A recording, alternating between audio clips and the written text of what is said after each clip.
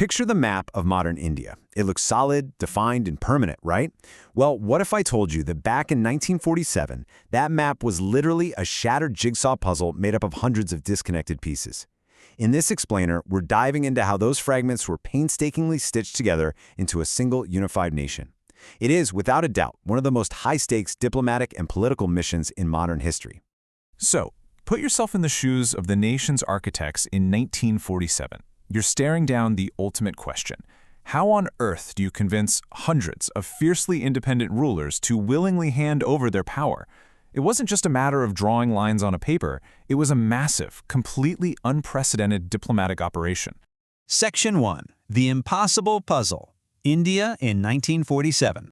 When British colonial rule ended, they left behind a monumental and deeply fractured landscape. We're talking about a staggering scale here. Over 550 princely states. Under the British, these states had enjoyed varying degrees of autonomy, but upon independence, legally, they got a choice. Join India, join newly formed Pakistan, or attempt to go it alone as completely independent nations. The threat of balkanization, India literally shattering into dozens of tiny countries, was incredibly real. A puzzle this massive required some brilliant minds. The primary architects of this integration were Sardar Vallabhbhai Patel, Jawaharlal Nehru, and Lord Mountbatten acting as the advising viceroy. Patel, who is known as the Iron Man of India, led the effort on the ground using highly pragmatic and sometimes tough diplomacy.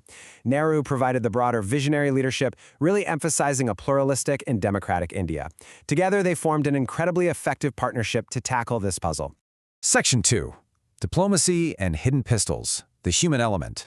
Now, this wasn't just dry paperwork. It was high-stakes drama filled with hidden agendas. Take the story of Hanwat Singh, the 24-year-old Maharaja of Jodhpur. Tempted by the prospect of better terms, he actually met secretly with Muhammad Ali Jinnah, who literally handed the young Maharaja a blank sheet of paper and told him to write down whatever conditions he wanted to join Pakistan. When Indian leaders found out, Mountbatten and VP Menon had to urgently step in.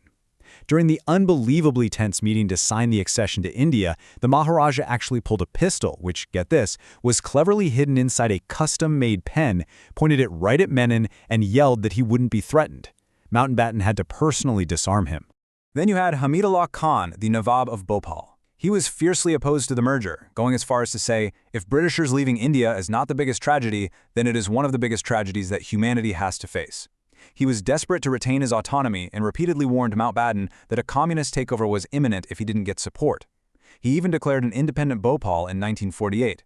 But after facing intense internal pushback for a merger and mounting pressure from Sardar Patel, the Nawab finally yielded and signed the agreement in April 1949.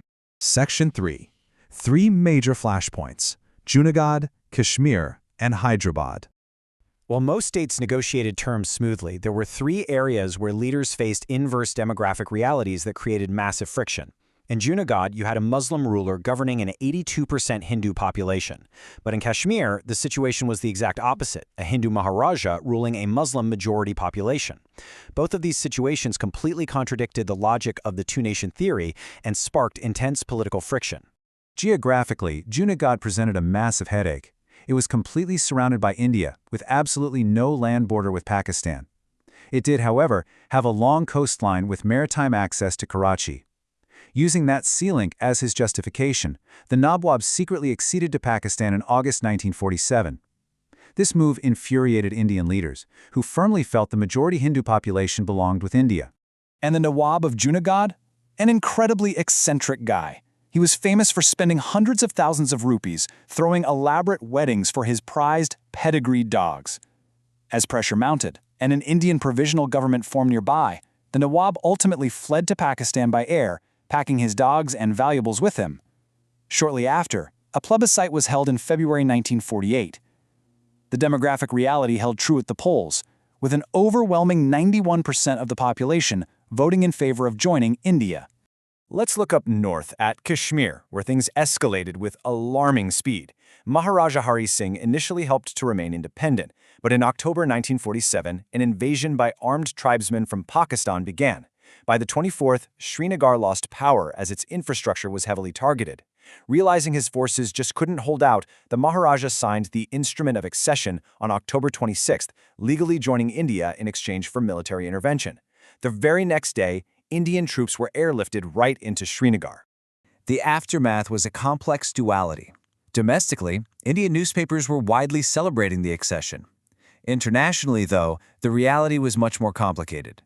The dispute was taken to the United Nations, which eventually led to a ceasefire on January 1, 1949. This ceasefire effectively froze the military lines, leaving a significant portion of the region under Pakistani control and creating the borders and geopolitical tensions that we still recognize today. The third massive flashpoint was Hyderabad. The Nizam ruled over a huge, wealthy state and deeply desired an independent nation. He formed a private militia known as the Razakars, which led to horrifying communal violence and instability.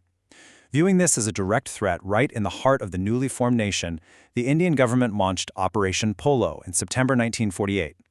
While Sardar Patel referred to it as a police action, make no mistake, it was a major military intervention involving 36,000 soldiers. The Nizam's forces surrendered after just 5 days, but the operation concluded with an incredibly tragic loss of life, with later reports estimating casualties in the tens of thousands. Section 4. Redrawing internal borders. The map keeps shifting. So, by 1949, the external borders were largely secured, but the internal map? That was just getting started. In the decades following independence, internal borders were continuously redrawn to accommodate linguistic and regional identities. A perfect example is the Bombay Reorganization Act of 1960. Originally, Bombay was this one massive, unified state, but to satisfy the linguistic demands of the people, the act split the territory, birthing the two distinct states of Gujarat and Maharashtra. This process of internal evolution has been a constant feature of modern India's history. Section 5. The Union Territories. Direct Central Control. As this internal map evolved, it became clear that not all regions could be governed the exact same way. And there is a critical constitutional difference here. A state, like Maharashtra or Tamil Nadu, operates with a high degree of autonomy. They have their own elected legislative assembly and chief minister. A union territory, on the other hand, is governed directly by the central government, with the President of India appointing an administrator or lieutenant governor. While there are exceptions like Delhi and Puducherry that have partial state-like functions, the union territory model exists specifically for areas that require direct central control for strategic, cultural, or administrative reasons. And why does all this matter today? Because the map is still evolving right in front of us. Just recently, in 2019, the state of Jammu and Kashmir was officially reorganized into two separate union territories, Jammu and Kashmir and Ladakh.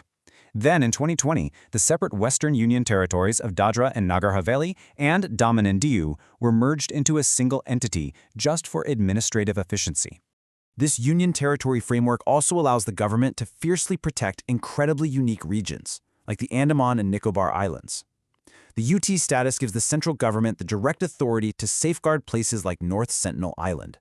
Out there, the indigenous Sentinelese tribe fiercely, and sometimes violently, maintains their complete isolation from the modern world.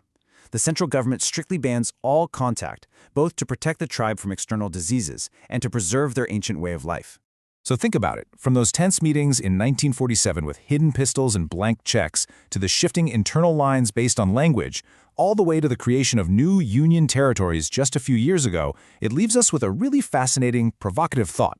With regional identities still evolving and new territories continually being debated today, is the incredible puzzle of India's map truly complete, or is it actually still being drawn? Thanks for joining me on this explainer. I hope this has sparked your curiosity to learn even more.